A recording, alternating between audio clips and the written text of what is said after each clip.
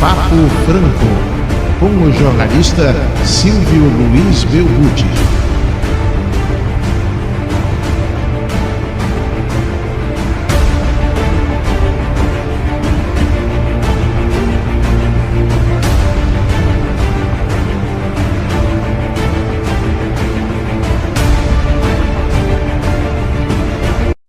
Boa noite, estamos chegando com mais um Papo Franco. 3 anos no ar, Papo Franco já fazendo 3 aninhos na tua telinha. Lembrando que Papo Franco tem um oferecimento de rolos, terapias sistêmicas integrativas. Você faz lá consultas em mesas radiônicas, mesas biomagnéticas, leitura dos chakras e tantas outras coisas. Entre em contato lá com a Rolos, tá tudo aqui no rodapé, contatos, telefone, faz um contato com eles e chama para uma consulta para saber como é que está a tua vida, como é que estão os teus negócios, vai lá e fala com eles. Hoje, Papo Franco vai conversar sobre livros, sobre escritores, sobre editoras. Vamos conhecer um pouco como é que é essa coisa de escrever. Da onde vêm as ideias, como elas fluem, se os nossos escritores têm algum método específico, têm alguma disciplina, como é esse contato com as editoras, como é que funciona isso na prática até o lançamento do livro. Nós estamos trazendo hoje para o programa o Caco Belmonte, jornalista, escritor, ghostwriter também nas horas vagas, o Ricardo Souza Machado, também escritor, estará lançando na Feira do Livro, a Sinara Foz e o nosso querido Alexandre Belucco. Muito boa noite a todos vocês, sejam bem-vindos ao Papo Franco. Eu quero começar já com a primeira pergunta, que foi o enunciado do programa. Como é esse processo criativo? De onde surgem as ideias? Como é que elas surgem para vocês? Vocês têm uma metodologia, uma disciplina, vocês criam um storybook para determinar personagens, nomear personagens? Como é que funciona isso? Ou simplesmente senta na frente do computador, baixa o santo e manda ver? Caco, como é que é o processo para ti, Caco? Excelente pergunta, e a resposta é meio difícil, porque o processo de criação depende de cada um tem os seus métodos. Existem, inclusive, alguns manuais, um deles recente, até lançado pelo Luiz Antônio de Assis Brasil, o Escrever Ficção, que dá os passos, né, que ele sugere para o ficcionista, baseado na oficina de criação literária que ele mantém já há 30 anos na PUC. No meu caso específico, quando eu comecei a escrever, hoje eu estou com 50, eu tinha lá uns 16 anos e já achava que era escritor. Naquela época eu era movido por impulso, então era muita inspiração e pouca técnica. Conforme o tempo vai passando, nós vamos estudando, vamos nos aprimorando, e sim, a parte da inspiração ainda é fundamental, mas eu diria que ela é talvez no máximo 5%, os outros 95% são trabalho, planejamento.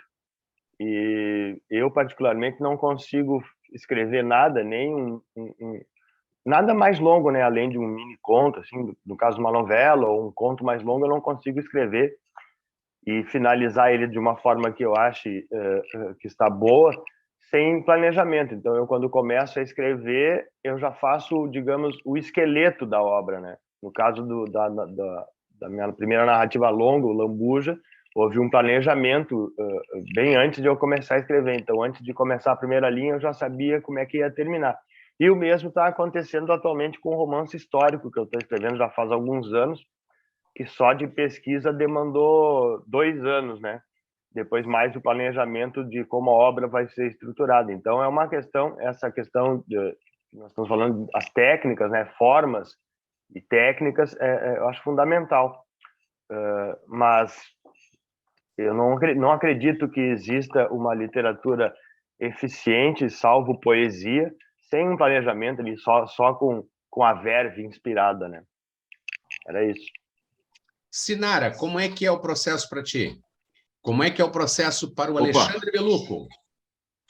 Então, eu venho da carreira acadêmica, né? Eu queria escrever ficção desde pequeno, mas eu estou me permitindo isso nos últimos semestres, nos últimos 2, 3 anos. Eu venho da carreira acadêmica e lá eu publiquei mais de 70 artigos, então a questão de método, para mim, é a base de onde as coisas acontecem. E o que eu tenho feito para escrever ficção agora é meio que bagunçar aquele método todo organizado de escrever artigos, né? Então, eu tenho muitas ideias que ao longo do tempo eu fui anotando. Cada uma delas tá me gerando assim uma espécie de método de criação um pouco diferente do anterior, sempre partindo daquele método bem restrito assim do acadêmico de montar um esqueleto, né? Um esqueleto básico e depois ir criando detalhes ali que daí vão fazer parte do enredo, mas que vão definir cenas, vão definir alguns movimentos, né? E aí em cada ideia eu tô usando um método um pouco diferente, assim, tô meio que tentando bagunçar o que era muito organizado, né? Eu trabalho muito a partir das 11 da noite, e com a pandemia eu peguei o costume de trabalhar das 11 até umas 2, 3 da madrugada, o que tem bagunçado um pouco o meu dia a dia, né? Eu preciso sempre de uns 7, 8 horas de sono, mas enfim, a gente vai aprendendo, vai superando as dificuldades que aparecem. É sempre aprendizado, isso com certeza. Sinara, como é que é esse processo para ti, Sinara? Eu comecei a escrever muito cedo, sem técnica nenhuma. Conseguiram me ouvir? Sim. E eu comecei, eu publicava os livros que eu mesma, que eu escrevia, sem técnica. Então, eu tenho uns 12 livros publicados. E o meu primeiro livro, eu publiquei em 1992, para vocês terem uma ideia. Mas depois eu comecei a fazer oficinas literárias, fiz com Assis Brasil, 1 ano, essa oficina que o Caco falou. Depois eu fiz com Charles Kiefer uns 7, 8 anos, ou 5, não me lembro, é que era um ano atrás do outro, a gente não lembra direito. Depois do Charles Kiefer, eu fiz na Metamorfose, mas daí eu já não me sentia mais com confiança de escrever e de publicar. A gente tem vergonha daí, a gente fica sabendo como é que é o processo e a gente não publica mais. E é ou não é, Caco? É bem assim. Foi a aquilo gente que tu fica com vergonha. Foi o que tu disseste no início. Nós achávamos que éramos escritores e aí a gente descobre que não éramos. Isso, não éramos escritores. E aí, depois da Metamorfose, eu fiz o curso da Cíntia, que a gente vai lançar o livro na feira. E agora eu estou fazendo um curso, eu não paro nunca de fazer, porque eu não me sinto preparada, eu não me sinto escritora. E eu não sei se um dia eu vou me considerar escritora, que eu estou preparada, porque eu acho que o escritor está sempre num processo de aprendizado. Sim, também acho. Deixa eu dar um pitaco, Sinara. Os outros é que tem que dizer que nós somos escritores, né? Então a gente nunca se acha escritor, né? Os outros é que tem que nos validar como tal, embora hoje em dia basta se dizer escritor e tu já te torna escritor apenas respirando. Mas o ideal é que os outros te validem assim. Antigamente, aliás, a oficina do Assis eu fiz em 92, ano que tu lançaste teu primeiro livro. E naquela época era assim que funcionava. Os outros tinham que reconhecer na gente o mínimo de talento e dizer, olha, quem sabe tu começa a escrever, eu acho que tu ia ser escritor, quem sabe tu busca um conhecimento e tal. Então, os outros te validavam, né? Hoje em dia, não. Hoje em dia, a pessoa se proclama escritor e depois é que vai se tornar escritor. Desculpa interromper. Não foi. É bem assim mesmo. Bom, o processo, para mim, tem um pouco do que cada um falou agora, né? Eu posso dizer, assim, que, além de tudo isso, eu acho que cada um tem as suas, vamos dizer assim, as suas idiosincrasias, vamos dizer que cada um tem o seu método, e eu não tenho um método, assim, muito, vamos dizer assim, Eu criei um método, né? Vamos dizer dessa maneira. Eu comecei a me apaixonar pela literatura depois de ter feito a minha graduação, depois de ter feito meu mestrado, né?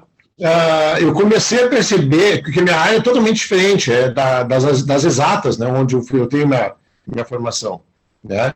Me formei em Química, né? Depois mestrado também, hoje é doutorado em Educação em Ciências, mas eu descobri que eu sou muito eclético, que eu gosto de diversas coisas, e me apaixonei pela literatura. Quando me apaixonei pela literatura, eu me tornei um devorador de livros, e acho que isso me fez crescer como escritor. Comecei a ter essa ambição de ficar sempre escrevendo, né, e lendo, escrevendo e lendo, escrevendo e lendo. Né? Eu costumo dizer que minhas férias tem que ser lendo e escrevendo, porque senão eu não tenho férias. Então, isso me fez crescer. Né?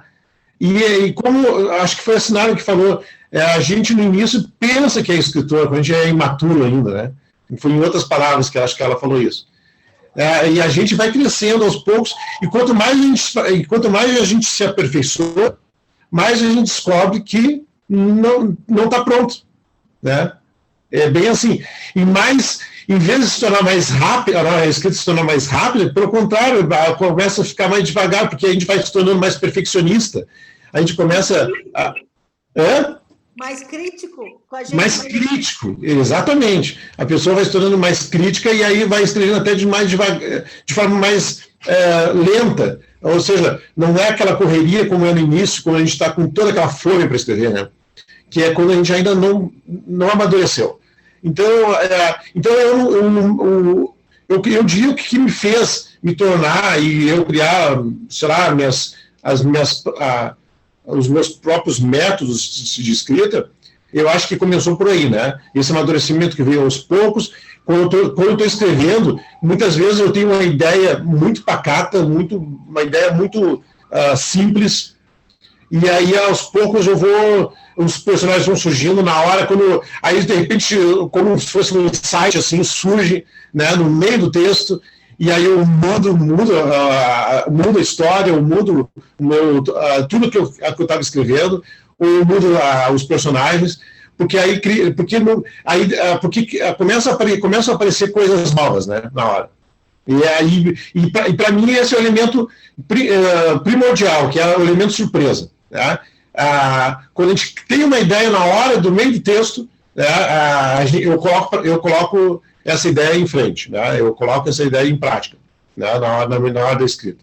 Então eu uso de diversas maneiras, tento evitar um vocabulário rebuscado, até isso eu tinha no início, né? Um vocabulário mais rebuscado, não, a gente tem que procurar simplicidade.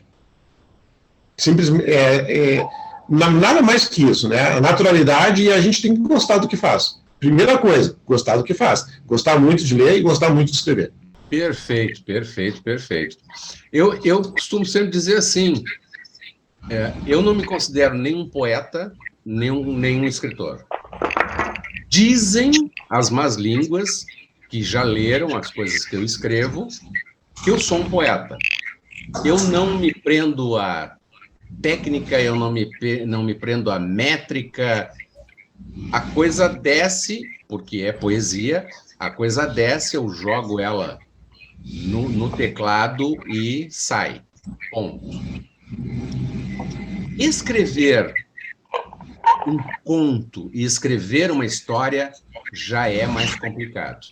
Eu já faz uns 3 anos que eu estou ensaiando escrever um livro sobre uma experiência que eu vivi em Porto Alegre. Durante 8 meses eu vivi em pensões de Porto Alegre e conheci um outro universo de pessoas. Não aquelas pensões tradicionais, né, onde os universitários do interior vêm e ficam em Porto Alegre, aquelas coisas assim, não. Né? É um outro modelo de pensão, num sentido muito mais popular, vamos dizer assim. E ali eu conheci pessoas que, inclusive, estão totalmente fora do radar. Pessoas que não têm certidão de nascimento, não têm RG, não têm CPF, não têm conta bancária. elas não existem, mas elas trabalham, elas vivem, e elas vivem nessas pensões há muitos anos.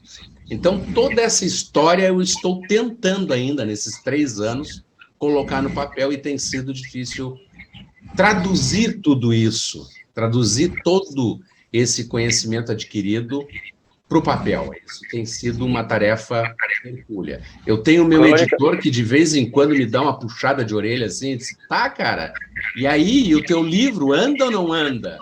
Né? E eu digo, pá, velho, não é por falta de inspiração, é por falta de tradução. Olha, um belo mote para livro, hein, Silvio? Eu até sugiro um nome, Crônicas do Pensionato. O título provisório dele é Vivendo em Pensões de Porto Alegre, mas gostei da ideia, Crônicas de Pensionato, gostei da ideia.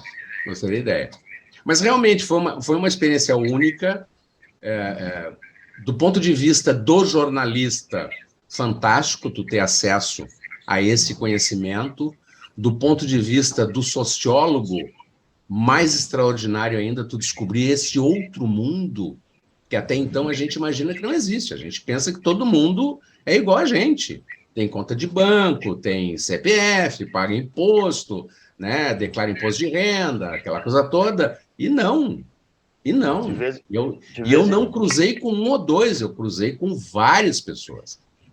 Muitos fugidos de seus estados, por diversas razões, né? Mulheres que estavam também vivendo abaixo do radar com seus filhos, fugidas de maridos. Pela questão da violência doméstica, né? Então, plural de fêmeas, hein, Sinara?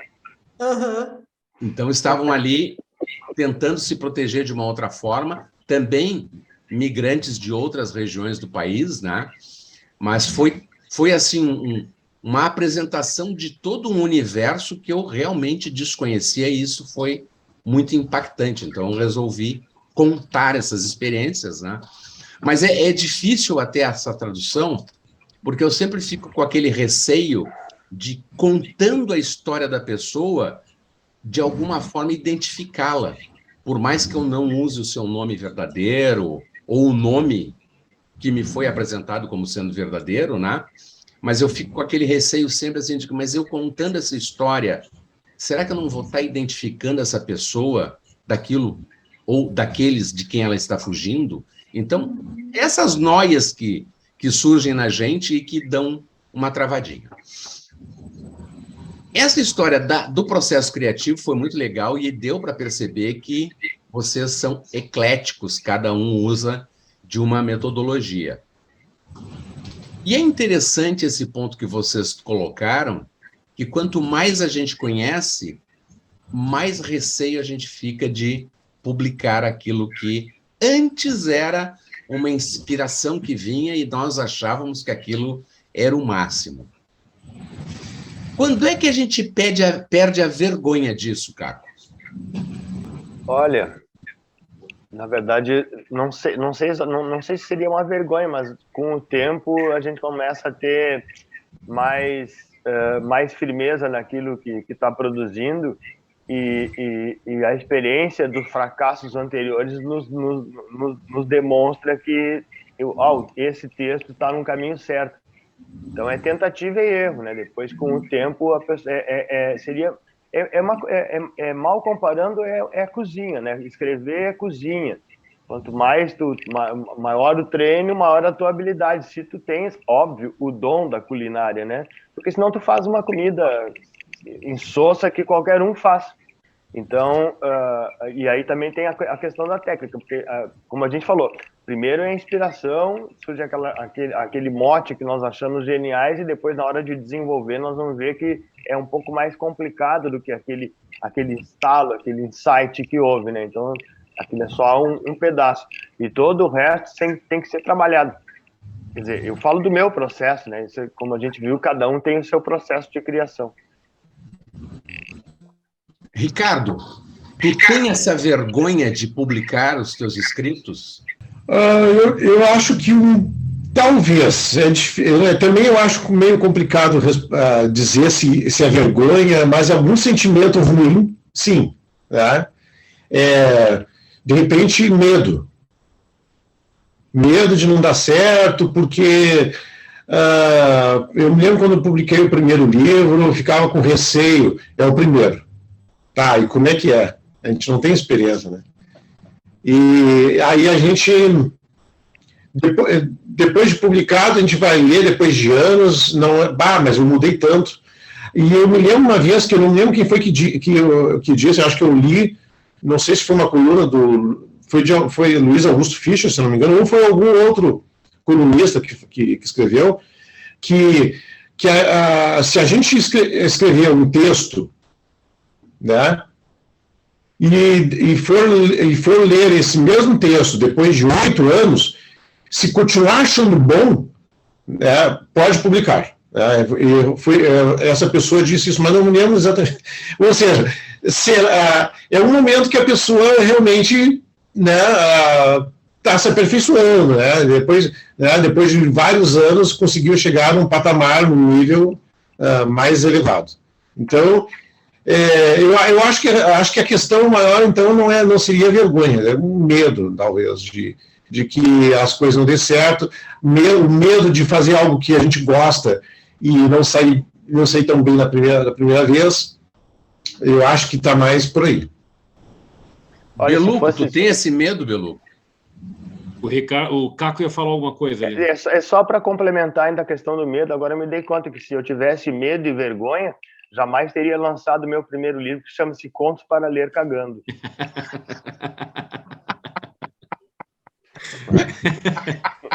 Eu acho que eu tenho esse. Muito bom. Muito bom. Eu tenho também eu vou procurar no estante virtual. Eu vou procurar no estante virtual esse livro aí. Não, esse não tem, tu não vai encontrar. Ele era um livro promocional. Depois, mais adiante, eu vou explicar quando ele vai ser reeditado, né? Quando for o momento, eu explico aqui. Mas no Orkut, o outro, que é o de contos, no Orkut dos outros é colírio, tu consegue comprar na estante virtual da vida, bem baratinho. Deve estar custando hoje uns R$5.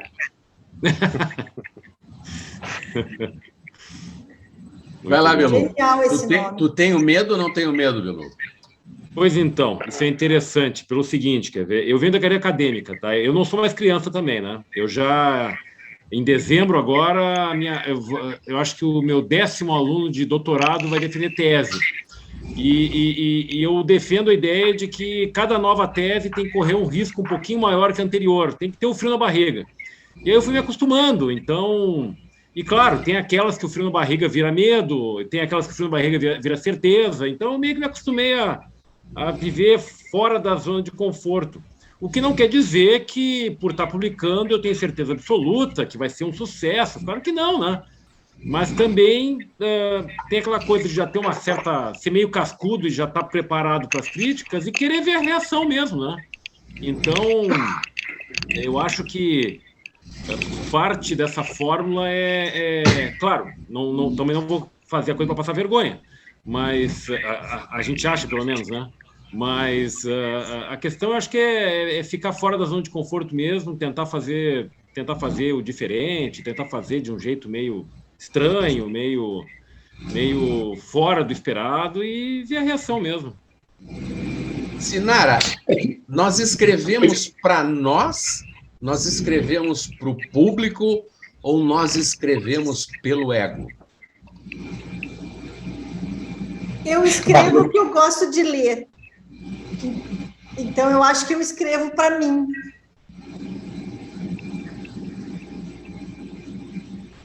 Uma coisa que eu vi vocês comentando sobre... Aí o Caco falou uma coisa e veio um pensamento, agora já esqueci, porque eu fui olhar o meu gato aqui embaixo. Daqui a pouco vai lembrar. Mas eu queria responder essa pergunta, senhora, também, Belbush. Vai lá. Vai. Então, eu tem coisas na sociedade que eu vejo e que eu percebo que outras pessoas não veem, né? Talvez não do mesmo modo, ou talvez nem tenham a mínima ideia. Eu percebo isso no dia a dia do local onde eu trabalho. né? E alguns amigos meus já concordam com as minhas ideias. Antes eu me achava paranoico. Com o tempo fui percebendo que eu não sou paranoico, que o que eu via era verdade. Então, com isso, eu estou começando a perceber que o que eu vejo na sociedade, de repente, pode ser verdade mesmo. Então, eu acho que eu estou numa fase agora de aprender com os erros, né?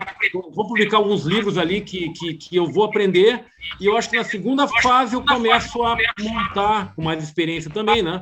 Aí eu vou para a narrativa longa, né? Aí eu vou começar a montar livros com essas percepções da vida real, da sociedade, da razão cega de todas as coisas, sei lá. Mas é por aí, eu acho. Por aí que eu escrevo. Ricardo, tu escreve para quem, Ricardo? Olha, essa pergunta é interessante. Eu acho que a gente escreve mais pela necessidade. Eu tenho necessidade de fazer de produzir. E essa necessidade vem, acho, do que está relacionado com o que eu falei antes. É o amor, é a paixão por aquilo que a gente faz. E quando eu estou escrevendo, parece que eu estou sentindo um enorme prazer em fazer aquilo. A questão é, para quem? É para mim? É só para mim? Claro que é para mim também, né? Mas também é frustrante se a gente escrever para a gente e não publicar. Sabe, não ser lido um texto da gente, um texto que os escritores escrevem, ficar a vida toda sem nunca publicar, vamos imaginar isso.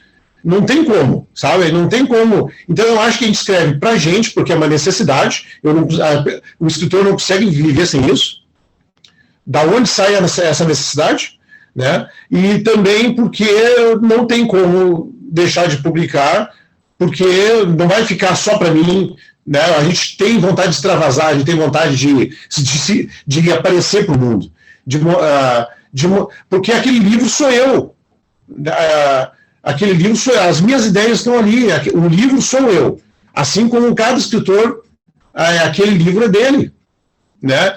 E a gente tem essa necessidade, assim como no ambiente que a gente vive, que a gente tem necessidade social, a gente tem necessidade de relacionamento com as pessoas, né? A gente tem essa necessidade de mostrar a cara. Então, a gente tem a necessidade de escrever porque a gente gosta, e tem a necessidade também de publicar, porque não tem como deixar só para a gente. Né? Então, eu diria que é isso. Mas eu tenho dificuldade com essa exposição. Eu estou aprendendo isso. Uhum. Eu estou aprendendo a conviver com essa exposição. Mas, porque, na verdade, acaba se expondo, né? A gente se expõe demais, eu acho. Sim. Mas, às vezes, a gente espera que o livro tenha uma recepção e ele não tem. Ninguém fala sobre o livro. Isso é pior do que falarem mal. Pode ser. O Caco quer nos mostrar uma coisa que ele pegou ali. Vai lá, Caco. Então, agora deu. Ainda sobre aquela pergunta do que nos move a escrever, eu escrevi sobre isso num livro, numa das crônicas do livro 10 Miolados, volume 3, que, se vocês me permitem, eu vou ler um trecho que responde exatamente essa tua pergunta. Fica à vontade. Queres entender o que move um poeta ou prosador? Pensa nas coisas que te pegam pela alma e arrastam aquele mundo de sonho abandonado. A saudade do que não tens lembrança e resiste, ainda que haja passado o tempo de uma vida, de todas as vidas de todos os homens, até o último dia da criação. Se não tiveres alma, apenas reflexos condicionados, pensa naquilo que te realiza e tens de fazer a qualquer custo, sob pena de murchares, morto-vivo, como um Ricardo aos cacos. Eu, casualmente, sou Ricardo também. Muito bom. É uma necessidade anímica que nos move, né? E, claro, tem muito de vaidade também, né? Sim. A gente tem uma necessidade. Esse ponto é interessante, da vaidade, né? Mas aí seria se alguém lesse. Eu escrevo muita coisa e depois eu fico esperando um retorno e não tem aquele retorno. Ninguém gostou, ninguém leu. Isso acontece muito. Eu não me preocupo com a falta do retorno. O que me incomoda é a exposição. Nesses tempos de redes sociais, nós sabemos que tem muita gente que vai para as redes sociais como caçadoras de likes, né? Quanto mais likes, mais o seu ego está massageado. O livro não é propriamente isso, né? Os livros não são propriamente isso. Os livros são algo mais intimista. A pessoa vai lá e compra, leva para casa, ela lê. Se ela gosta, ela recomenda. E é muito difícil nós termos uma visão nas redes sociais, principalmente, sobre as pessoas que leram seus livros, como elas comentam isso nas redes sociais, né? Sim. Olha, tem muita gente que dá retorno. Tem a gente nas próprias redes sociais tem leitores assíduos que acabam se identificando com as coisas que a gente escreve. A maioria das vezes são pessoas que a gente nem conhece pessoalmente e tornam-se leitores assíduos que futuramente já aconteceu comigo de eu encontrar essas pessoas depois pessoalmente no lançamento de um livro, e a pessoa diz: eu te acompanho há tantos anos, né? Te acompanho desde o Orkut, imagina, né? Então tem isso também, né? As pessoas dão retorno, sim, é porque assim como muita gente, para alguém te dar retorno, aquilo que tu escreveu tem que tocar a pessoa de uma forma tal que ela vai se mobilizar para escrever alguma coisa para ti. É que são poucos leitores também, né, Caco? O universo de leitores é pequeno. Sim. É que a questão é que nós vivemos num país em que a grande maioria das pessoas não gosta de ler, né, infelizmente. Ele é da sono, eles dizem, ele é da Eles sono. não têm paciência. Não tem paciência, principalmente nos dias de hoje. Né? Mais ou menos, por exemplo, até no cinema a gente vê que as pessoas, o cinema mais antigo, ele tinha levava as pessoas a refletir mais. Né? Hoje em dia, não. Hoje em dia, se não for bomba para tudo que é lado, né? Então, tem que ter algo que faz as pessoas levarem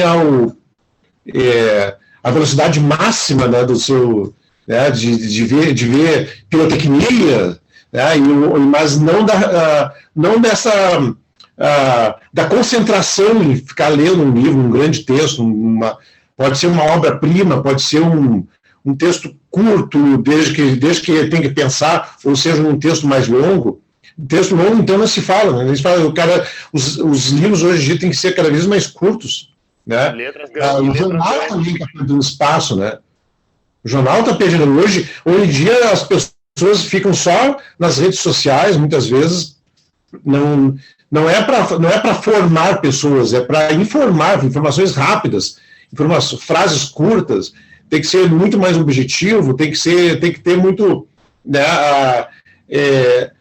o livro não, o livro é feito mais para pensar, feito mais para intelectuais, e infelizmente isso nós não temos muito no Brasil.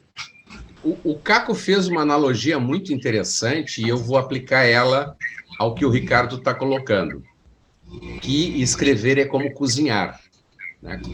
Muitas pessoas vão ali, fritam um ovo, né, fritam um bife. Fazer um arroz não é uma coisa muito misteriosa. Um prato mais elaborado, uma coisa mais sofisticada, não precisa ser sofisticada no sentido de caro, mas sofisticada no sentido de tempero, de sabor, né? Requer um pouco mais de conhecimento e aprofundamento. E eu vejo que nesse universo das redes sociais, nós vivemos muito um fast food. As pessoas não leem qualquer publicação que tu colocares na internet com mais de 2 parágrafos, esquece. A maioria das pessoas lê no máximo a manchete, as primeiras 2, 3 frases, e a partir dali já vão tirando conclusões de todo o resto sem ter lido absolutamente nada. Né? Os jornais estão desaparecendo, né? Os jornais impressos estão desaparecendo exatamente por isso, a perda do hábito de ler. Conheço muita gente que migrou, e eu sou um deles. Eu migrei do papel para a tela. Então, eu leio muito, mas eu leio muito no computador, no celular, no tablet, né? Descobri essa outra forma há muitos anos, mas continuo lendo e não me importo com o tamanho do texto, né? Me importo é o conteúdo, é aquilo que eu estou buscando naquele conteúdo. Mas eu vejo muito disto, né? A gente tem esse fast food literário aí em que as pessoas não têm paciência para ler mais do que 2 parágrafos. Não lhes parece isso, meus amigos? Sim, é uma era de ansiedade. Todo mundo está ansioso. E a gente nem sabe por quê, né? Tu tens razão, Sinara, também, e essa falta de atenção ou essa falta de vontade das pessoas de lerem textos um pouco mais longos me levou a apurar a minha capacidade de resumir, de sintetizar, né? Então, também isso nos instiga a fazer um texto, eu sabendo que quase ninguém lê textos longos nas redes sociais, eu sempre que posso eu procuro fazer textos de até 2 parágrafos, 3 no máximo, mini contos, né? Mas claro, eu também publico textão e eles são lidos por aquelas pessoas que já me leem há bastante tempo, né? Mas quem chegou ontem numa rede... Já tem um público que conhece e aprecia. Sim. E sempre que tem um texto novo, vai lá e busca, né? Já sabe que tem alguma coisa ali. Meus queridos... A gente forma um público. A rede social também, desculpa interromper, a rede social serve também, apesar da falta de leitura do brasileiro, as pessoas que se interessam por leitura acabam chegando a nós, e sim, a rede social também serve para formar um público, né? Essas pessoas vão acabar te procurando depois, né? Procurando a tua obra em papel ou em e-book, porque te conheceram a partir da rede social. Conheceram a tua obra, né? As coisas que tu publicas. Perfeito. Então, tem esse lado positivo, não é só bobagem na rede social, embora seja majoritariamente coisas, futilidade, dancinhas, né? Se eu ao invés de escrever, eu fizesse dancinhas, talvez eu estivesse até monetizando a minha participação na internet, né? Verdade. A dancinha gera seguidores. Sim. Meus amigos, processo criativo, falamos, o medo de escrever, falamos, aquela ansiedade do escritor de se será bem aceito ou não será bem aceito, falamos. Mas como é chegar até lá? Porque até aí é um processo. Aí agora a gente está com o livro pronto, aquela brochura pronta, aquelas várias páginas já digitadas, e agora a gente tem que colocar isso para a rua. E a gente precisa de uma editora para fazer isso. Como é que é esta relação com as editoras? Vai lá, Belu. Então, eu fiz como eu disse, eu comecei a me dedicar com afinco, até pela pandemia, a escrever ficção, né? Eu já tinha algumas coisas em crônicas, e aí eu entrei no curso de Metamorfose para a formação de escritores. E ali que eu acabei me alinhando com a própria Metamorfose para a publicação do livro do ano passado e deste ano agora. Mas eu estou buscando públicos maiores, então o meu livro do ano passado foi de crônicas, então eu tenho mais um pronto, que eu estou tentando encaixar com uma editora de São Paulo já, né? Vamos ver se funciona.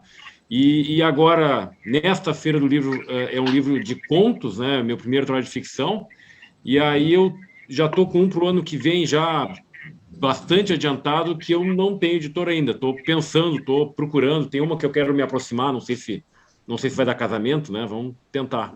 Mas é uma estrada, né? Cada material novo tem... Como é que é essa relação?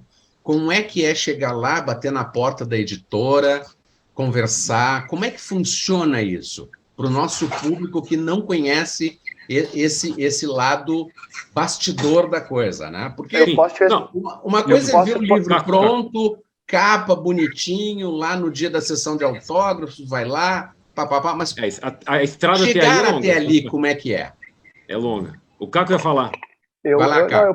eu posso falar do ponto de vista do editor, porque eu eventualmente, com bastante frequência, sou contratado para editar a obra dos outros ou revisar. E do ponto de vista do editor, foi aquilo que eu falei. Eventualmente, se é uma obra, o original chega nas mãos de quem vai avaliar e a pessoa vê que aquilo não está pronto. E se a tua editora mantém um padrão editorial, tu tens que ter muito cuidado para dizer para aquela pessoa que tu não vais publicar aquele livro, porque aquele livro não tem condições. Ou ainda, tu tens que ter mais cuidado ainda para propor a ela que, olha, quem sabe eu vou te botar em contato com um rapaz, o Beluco, ele edita e tal, ele vai transformar esse teu livro que está cru, ele vai deixar o livro mais bem acabado e tal. E nesse momento as pessoas se ofendem, porque todo mundo se acha super escritor, né? Sim, e aí quando alguém te aponta o que tu não, quando finalmente tu chega num profissional e o cara diz, isso tá mal assim, tá mal assado, aí tu aponta no texto da pessoa incongruências, aponta, por exemplo, erros de desatenção ao longo da obra. O Assis Brasil, na oficina, essa que a gente já falou mais uma vez, ele sempre comentava, por exemplo, se o personagem está com dor de barriga na página 8, até a página 12 ele tem que ter ido ao banheiro.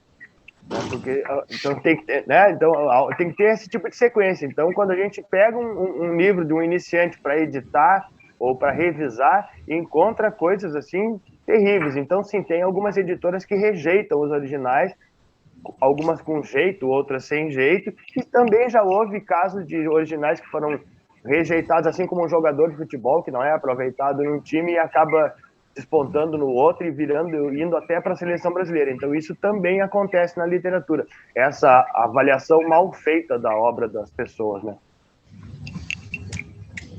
Muito bom. Belbuti, só completando o que eu disse.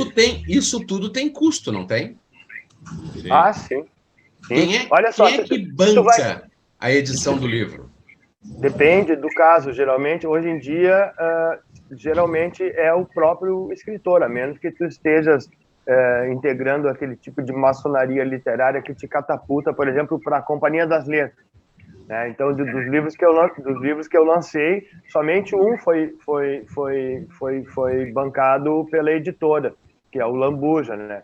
Os outros eu autofinanciei e depois fui buscar o prejuízo. Depois teve um outro também, um livro que o meu pai editou, que meu pai escreveu e eu editei, que nós fizemos um financiamento coletivo. Mas, via de regra, se não for uma editora grande, para tu chegares numa editora grande, tu tem que ter ou bons amigos, ou ter vencido um prêmio literário, ou eventualmente ter uma coluna diária num jornal de grande circulação, e aí isso aí serve como um abre-alas, né? Então, às vezes, tu não precisa nem ter uma grande obra, mas tu tem mais cartaz do que texto, então isso facilita também. Porque a gente vê aquelas histórias americanas, né, nos filmes americanos, que o sujeito lá é um escritor, e aí a editora chama ele, dá para ele um cheque de entrada, e o cara passa 2 anos sem se preocupar com mais nada que não seja Acho que isso não existe. Só escrever, né? Acho que isso não existe. Lá até existe isso, mas não é para todos também. A gente vê nos filmes e são as referências que chegam. Mas lá também tem o Caco Belmonte, o Beluco, que fazem o trabalho formiguinha, como a Sinara, né? Aos pouquinhos, vão fazendo, né? Vão crescendo aos pouquinhos, vão buscando meios de Mas eu vou dizer que eu prefiro pagar e ser livre, hein? Eu paguei os 2 livros e prefiro pagar. Eu quero ser livre. E tem outra coisa, o contrato, por exemplo, o contrato médio que se faz é de 5% do valor de capa. Então imagina quanto que tu tem que vender para ganhar alguma coisa. Na verdade, quem está ganhando é a editora, né? Eu consegui fazer um contrato de 10%, que era um pouquinho mais, mas mesmo assim é mais mérito do que outra coisa, né? Porque, enfim... 10% da capa, realmente... deixa eu fazer um comentário. Aí realmente o escritor se sente assim, poxa... tô grandão. Né? Mas aí o livro custa R$40, o 10% é 4 pila, imagina quanto que tu tem que multiplicar esses R$4 para tirar alguma coisa que vale a pena, né? Para poder dizer, ó, estou vivendo da literatura. Impossível. Verdade. Fala, Belu. Delbucci, um comentário. Não, eu acho que nesse processo aí, já se falou sobre quem paga, quem não paga. Eu já disse que eu prefiro ser livre e eu pagar, né? É claro que nem todo mundo tem condição de pagar também, né? Mas nesse processo é importante identificar pessoas de confiança que sejam críticas, né, para fazer a revisão. Eu fiz a revisão desse meu último livro com duas gurias que, na minha opinião, são muito competentes, a Júlia e a sócia dela, a Caroline, na Balbo, né? Então, nesse sentido, eu me sinto muito seguro, né? De que o trabalho que está sendo publicado, no mínimo, não vai me fazer passar vergonha. A Júlia Dantas? Isso, a Júlia Dantas, exatamente. Ela é muito boa, né? É muito boa. São muito boas. E isso é importante, Ricardo, tu colocar o teu livro para crítica antes de editar? É um processo que tu utiliza? Olha, a experiência que eu tenho com editoras, né? A minha primeira editora foi a Chiado, de Portugal, né? Só que é uma editora grande que tem que pagar, é claro, né? E aí, aquela primeira experiência, eu confesso que não foi das melhores, porque eles chegam a prometer bastante coisa, né? Eles têm tanto trabalho que eles não revisam. A gente que tem que pagar o revisor, por exemplo, não, fora da editora. Então, cada editora tem a sua forma de trabalhar. Depois depois da oficina que eu fiz, a oficina de criação da Cíntia Moscovitch, que eu fiz, que são livros de conto, porque eu escrevo romances, né? E aprendi a gostar de contos depois que eu fiz essa oficina. Eu sempre gostei de contos, mas eu descobri que eu gostava ainda mais, né? Ainda prefiro romance, né? Mas gosto muito de contos. Aí surgiu um livro pela Metamorfose, que eram 5 autores, eu e mais 4 autores, né? E foi uma das autoras que acompanhou todo o processo, né? E eu ficava ali só acompanhando de longe. Esse livro lançando agora na Feira do Livro, que tem parceria com a Metamorfose também, as 5 Gatas, eu achei um trabalho excelente, porque gostei muito da revisão que fizeram do livro, mas também tem que pagar, né? Tive que pagar, mas o processo, assim, o processo eu achei de muita qualidade, tanto no acabamento, a brochura, a capa, a diagramação, todo o processo, mais a revisão. Até posso mostrar por curiosidade como é que ficou ele aqui, né? Guerra dos Galdazi, um romance histórico que eu tive que pesquisar bastante. Não, eu quero que todo mundo mostre o seu livro e depois nós vamos falar de quando vão ser lançados e quais serão os dias dos autógrafos. Então, Ricardo, tu já está com a bola, mostra ali de novo direitinho o teu livro e já nos dá um sentido. Quando é que vai ser lançado e quando é que Tu vai fazer sessão de autógrafos na feira? Sim, na Feira do Livro, dia 9 de novembro, às 18 horas, aí na sessão de autógrafos da feira. Para vocês verem como ele ficou, tem 200 e poucas páginas. É um romance que tem muitos e muitos personagens. Na verdade, aqui tem vários personagens alguns personagens que realmente existiram na Revolução Federalista. Foi uma revolução, foi um conflito entre chimangos e maragatos. Eu não sou historiador, mas eu pesquisei bastante para escrever essa obra.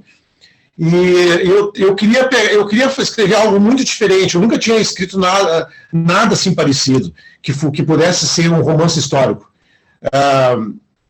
Não que eu seja assim, eu gosto do meu estado, nasci em Porto Alegre, gosto do Rio Grande do Sul, mas não sou assim um dos maiores apaixonados pela cultura gaúcha. Mas eu queria fazer algo muito diferente. Então o que eu fiz nessa obra?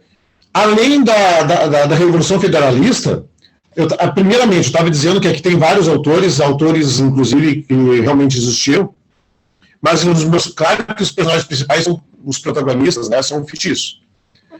Então, e alguns fatos que ocorreram, alguns capítulos que aconteceram realmente, eu coloquei personagens fictícios naquele cenário real, naquele inferno que foi as degolas, né?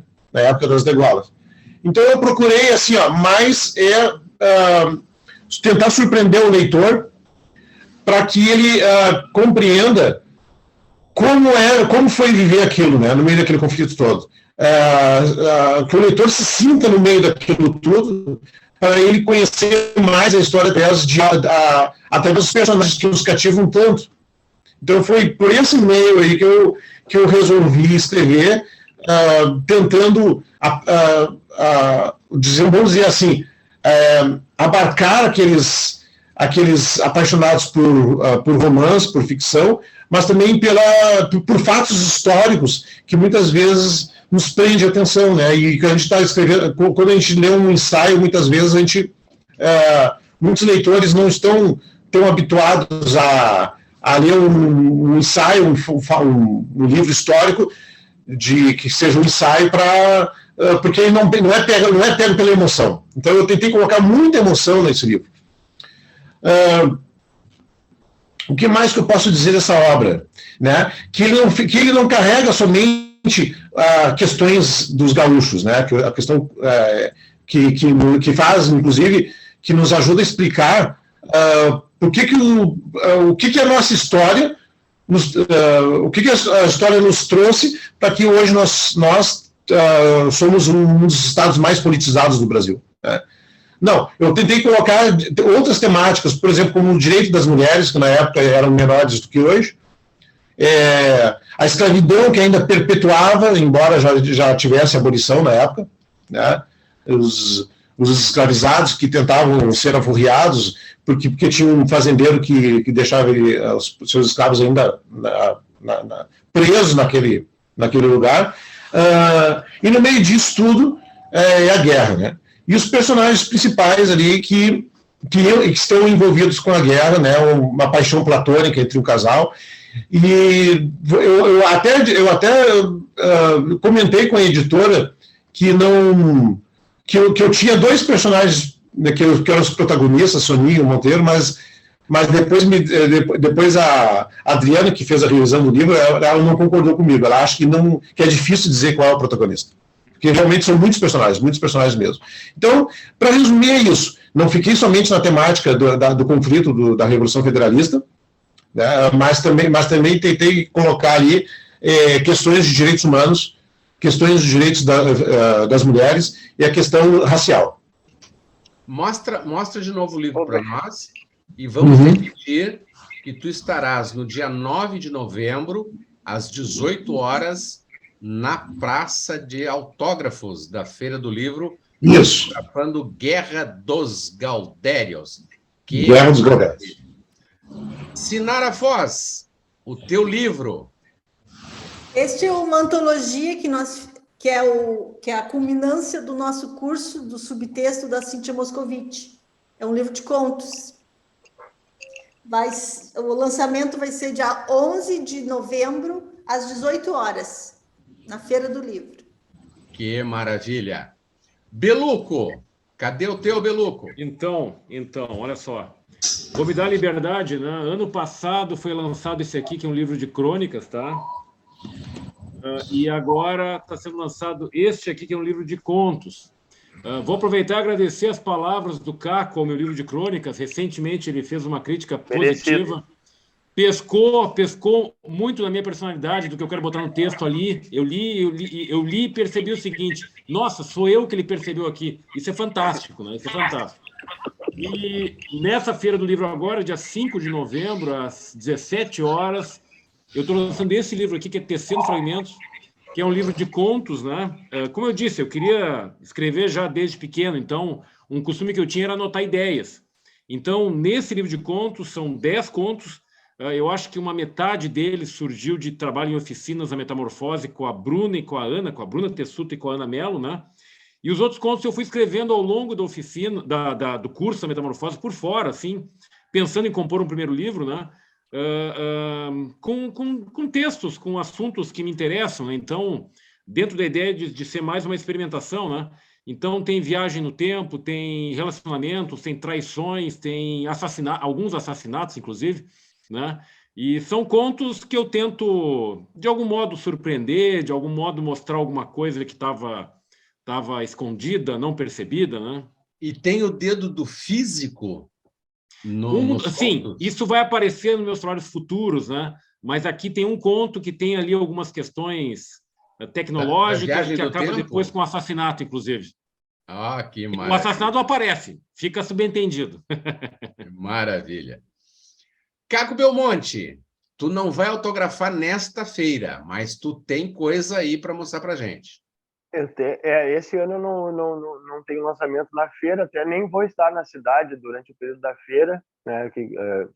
Final desse mês eu tô indo viajar e só retorno em dezembro.